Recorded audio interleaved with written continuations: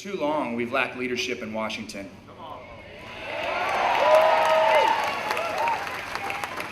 We've lacked loyalty to the ideals of this country and the people who head our government. We've lacked a fidelity to the Constitution and the founding principles that made the U.S. the envy of the world. This must change. I'm joined today on stage by some of the greatest heroes our country has ever known and their families. They're here because they know what I know, that Rick Perry is the leader this country needs.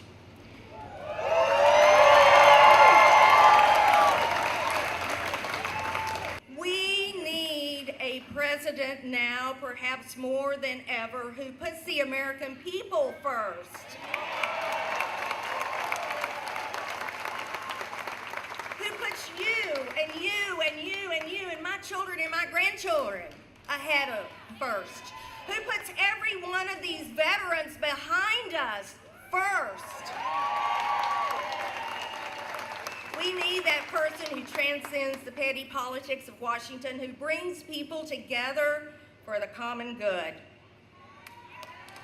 And I think I might know a man who has all the right qualifications to make America great again.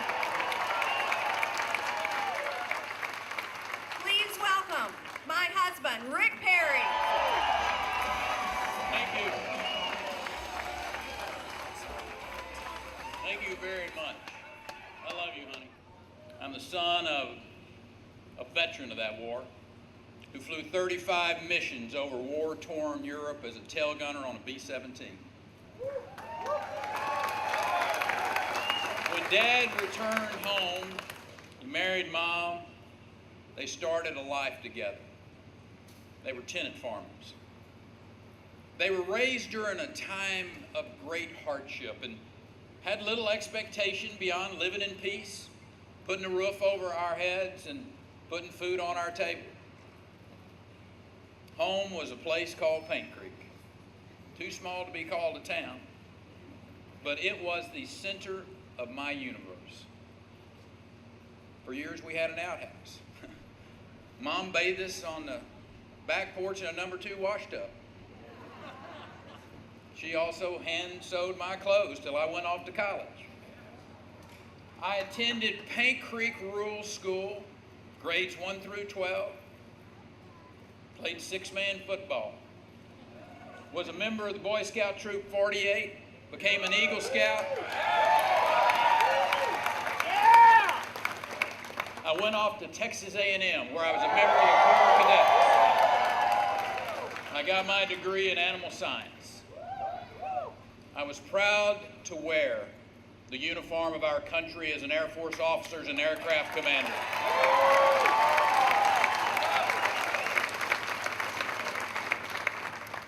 After serving, I returned home. I returned home to those rolling plains and that big old sky of West Texas, and I returned to farming. You know, there is no person on earth more optimistic than a dry land cotton farmer. We always know that a good rain is just around the corner. No matter how long you've been waiting.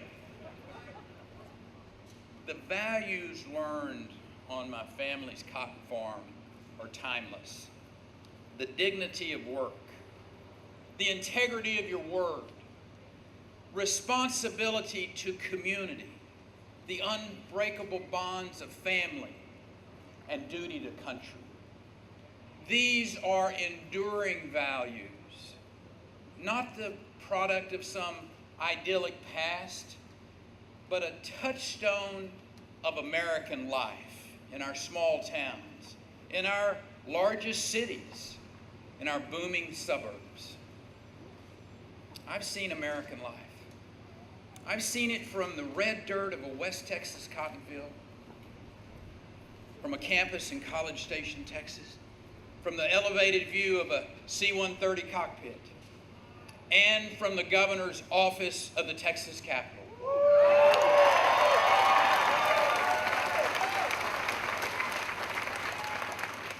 See, I had the great privilege to serve a rural community in the Texas legislature. And I led the world's 12th largest economy.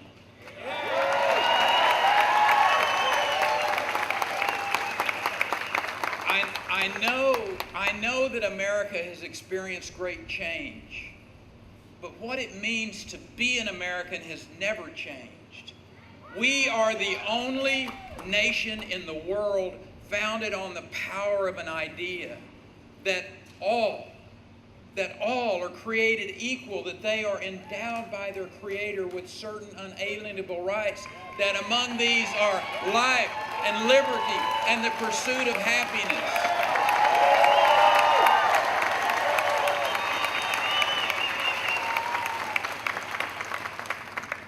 Our rights come from God, not from government.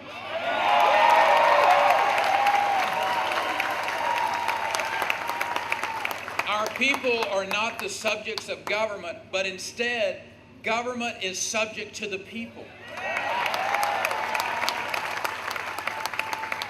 It has always been the case that there's been this social compact between one generation of Americans and the next to pass along an inheritance of a stronger country full of greater promise and possibility. And that social compact, it has been protected at great sacrifice. It was never more clear to me than when I took my father to the American cemetery that overlooks the bluffs at Omaha Beach. On that peaceful, windswept setting, there lies 9,000 graves, including 45 pairs of brothers, 33 of whom are buried side by side, a father and a son, two sons of a president. They all traded their future for ours in a final act of loving sacrifice.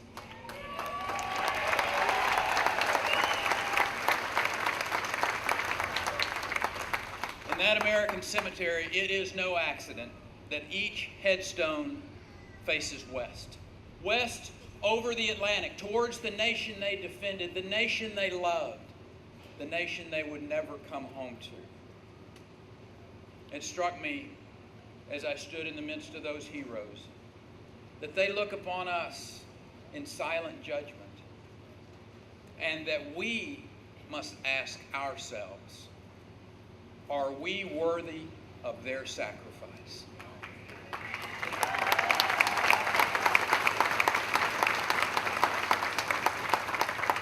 The truth is, we're at the end of an era of failed leadership. We have been led by a divider who has sliced and diced the electorate, pitting American against American for political purposes. 6 years into this so-called recovery, and I might add our economy is barely growing.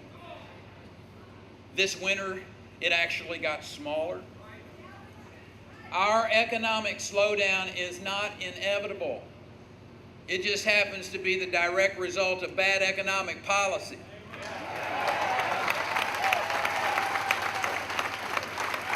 The president's tax and regulatory policies have slammed the door shut of opportunity for the average American who's trying to climb the economic ladder, resigning the middle class to stagnant wages, to personal debt, to deferred dreams. Weakness at home has led to weakness abroad. The world has descended into a chaos of this president's own making.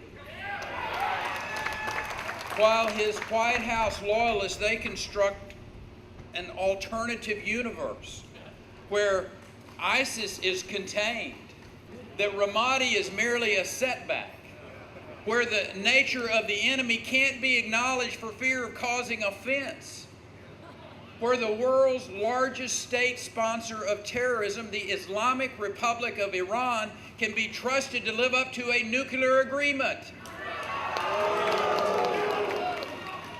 No decision has done more harm than the president's withdrawal of American troops from Iraq. Let no one be mistaken. Leaders of both parties have made grave mistakes in Iraq.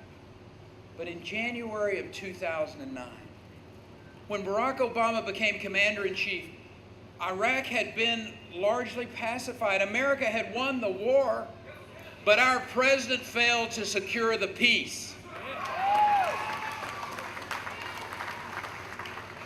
How callous it seems now, as cities once secured with American blood are now being taken by America's enemies, all because of a campaign slogan. I saw during Vietnam a war where politicians didn't keep faith with the sacrifices and courage of America's fighting men and women, where men were ordered into combat without the full support of their civilian commanders. To see it happen again, 40 years later, because of political gamesmanship and dishonesty, is a national disgrace.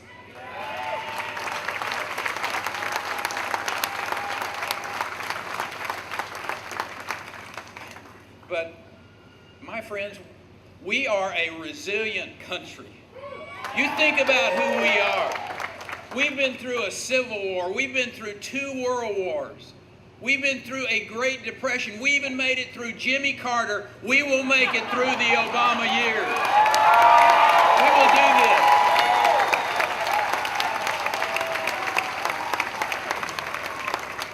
You know, the fundamental nature of this country is our people never stay knocked down. We get back up. We dust ourselves off. We move forward. And you know what? We will do it again.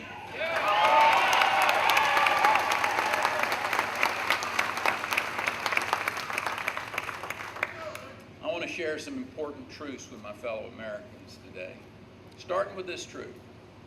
We don't have to settle for a world in chaos and an America that it shrinks from its responsibilities. We don't have to apologize for American exceptionalism or Western values. We don't have to accept the slow growth that leaves behind the middle class, that leaves millions of Americans out of work. We don't have to settle for crumbling bureaucracies that target taxpayers and harm our veterans. We don't have to resign ourselves to debt, decay, and slow growth.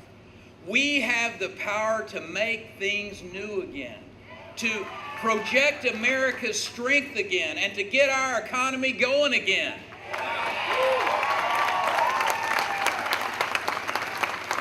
And that is exactly why today I am running for the presidency of the United States of America.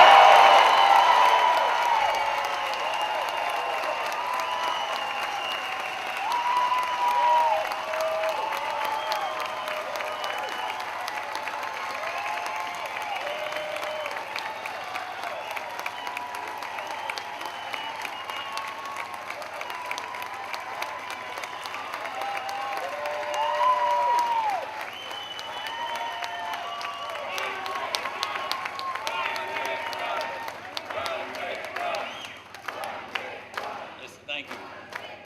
It's time.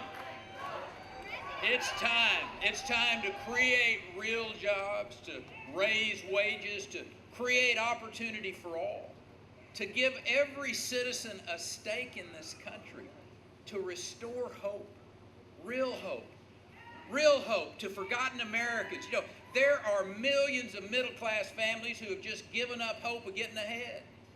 Millions of workers out there who have given up hope of finding a job. And yeah, it's time for a reset. Time to reset the relationship between government and citizen.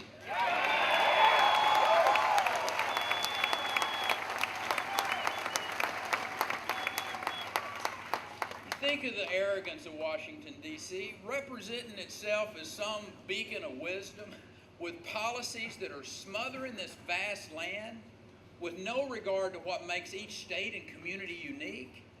That's just wrong. We need to return power to the states and freedom to the individual.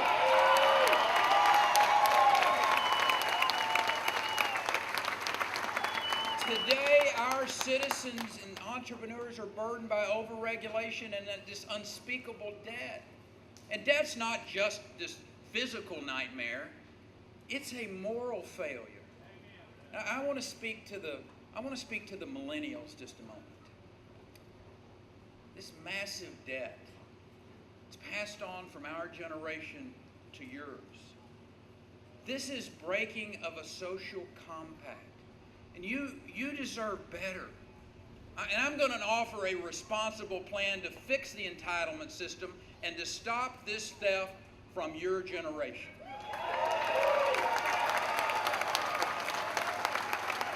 To those Americans those, I might add, forgotten Americans, drowning in personal debt, working harder for wages that don't keep up with the rising cost of living, I came here today to say, I hear you.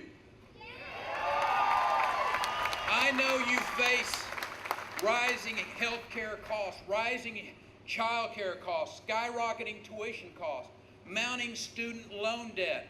I hear you, and I'm going to do something about it.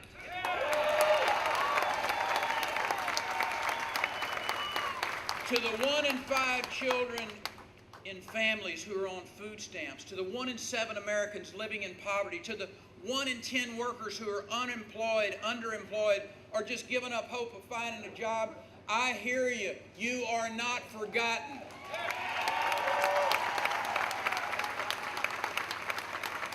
I'm running to be your president.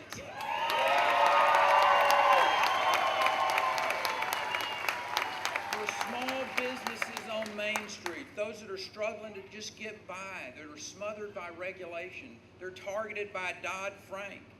I hear you. You're not forgotten. Your time is coming. The American people, they see this rigged game where the insiders get rich, the middle class pays the tab. There's something wrong when the Dow is near record highs and businesses on Main Street can't even get a loan. Since when did capitalism involve the elimination of risk for the biggest banks while regulations strangle our community banks?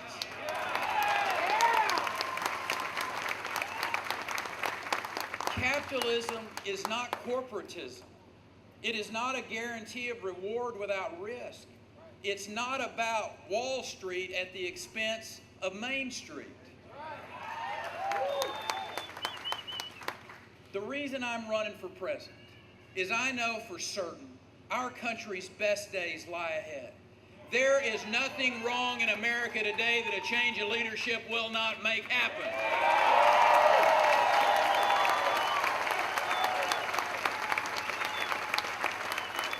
Just a few good decisions away from unleashing economic growth and reviving the American dream. We need to fix a tax code that's riddled with loopholes, that sends jobs overseas and punishes success. We've got the highest corporate tax rate in the Western world. It's time to reduce it, bring home jobs, lift wages for those working families.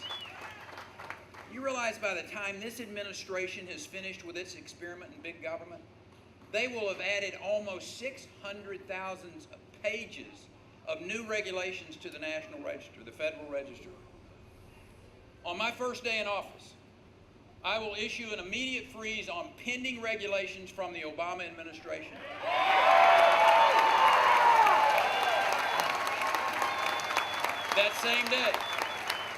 That same day, I will send to Congress a comprehensive reform and rollback of job-killing mandates created by Obamacare, Dodd-Frank, and other Obama-era policies. Agencies will have to live under strict regulatory budgets. Health insurers will have to earn the right to your money instead of lobbying Washington to force you to hand it over. On day one, I will also sign an executive order approving the construction of the Keystone Pipeline.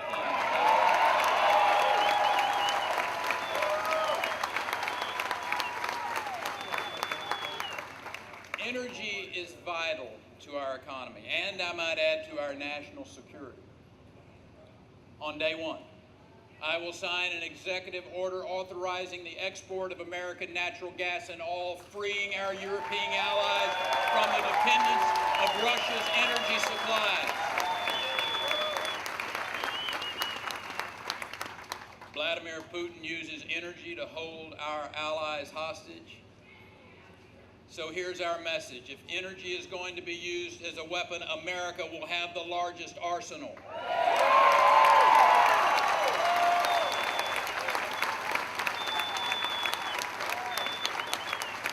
We will unleash an era of economic growth and limitless opportunity. We will rebuild American industry. We will lift wages for American workers. It can be done because it has been done in Texas.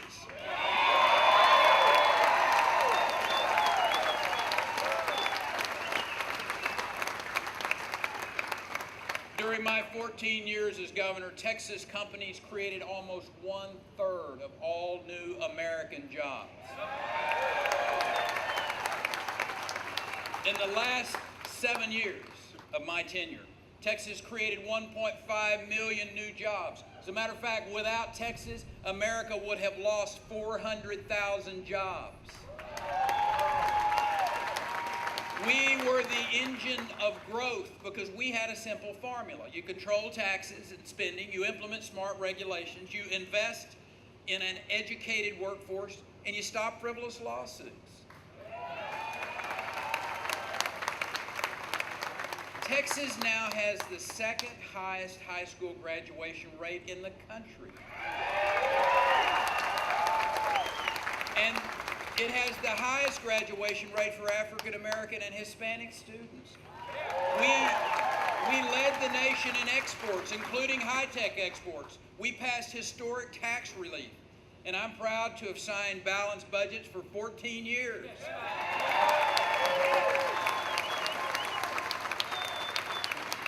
We not only created opportunity, we stood for law and order. When there was a crisis at our border last year, and the president refused my invitation to see that challenge that we faced, I told him, Mr. President, if you do not secure this border, Texas will.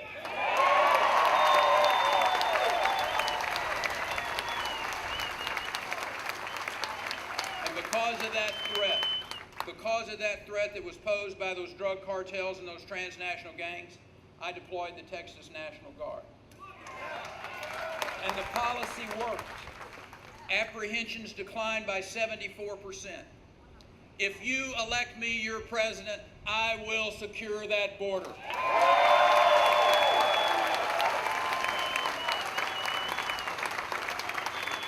Homeland security begins with border security. The most basic compact between a president and the people is to keep the country safe. The great lesson of history is that strength and resolve bring peace and order, and weakness and vacillation invite chaos and conflict. My very first act as president will be to rescind any agreement with Iran that legitimizes their quest to get a nuclear weapon.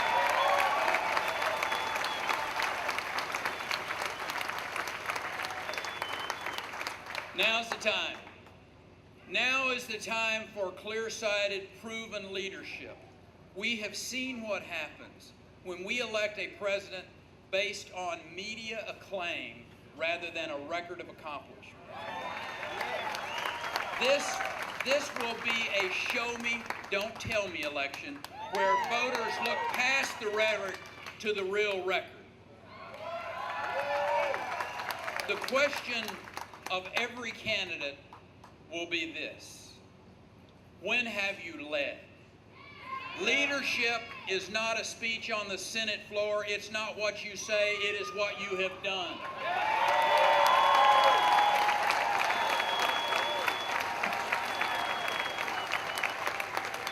And we will not find the kind of leadership needed to revitalize the country by looking to the political class in Washington.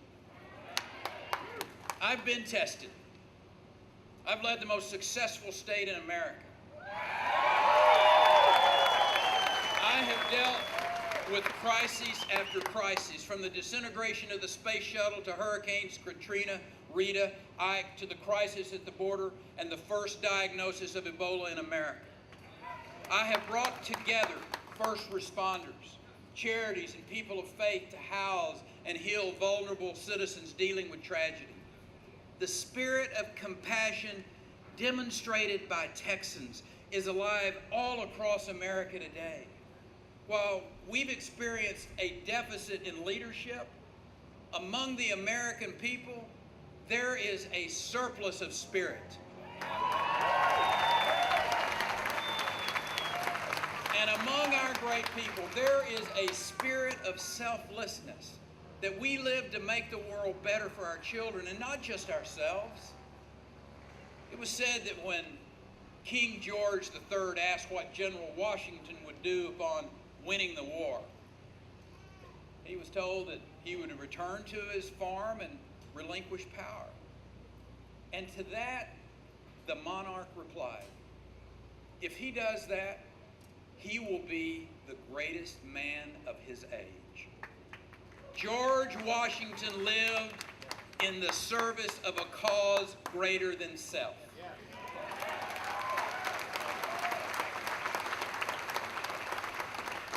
You know, if anyone's wondering if America still possesses the character of selfless heroes, I'm here today to say yes. I'm surrounded by heroes. They're in all generations. They're all the different generations, but they're woven together by the same thread of selfless sacrifice. They're heroes like Medal of Honor recipient Mike Thornton, who survived an ambush by enemy forces in Vietnam, made it back to the safety of a water rescue, only to find out his fellow team member had been left behind, presumed dead. But Mike didn't leave. He returned through enemy fire. He retrieved Lieutenant Norris, who was still alive. And then he swam for 2 hours, keeping his wounded teammate afloat until they were rescued.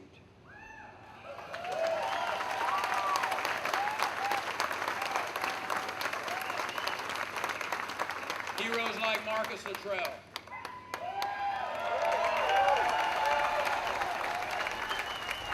he survived a savage attack on a side of a mountain in Afghanistan, losing his 3 teammates.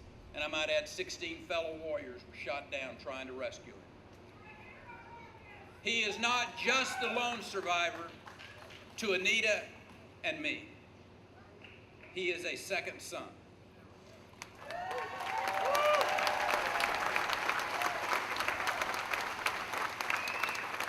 And Taya Kyle, who suffered the deep loss of her husband, Chris, an American hero. When I think of Taya Kyle, I think of a brave woman who carries not just the lofty burden of Chris's legacy, but the grief of every family who has lost a loved one to the great tragedy of this war or its difficult aftermath. Anita and I want to thank Taya for her tremendous courage.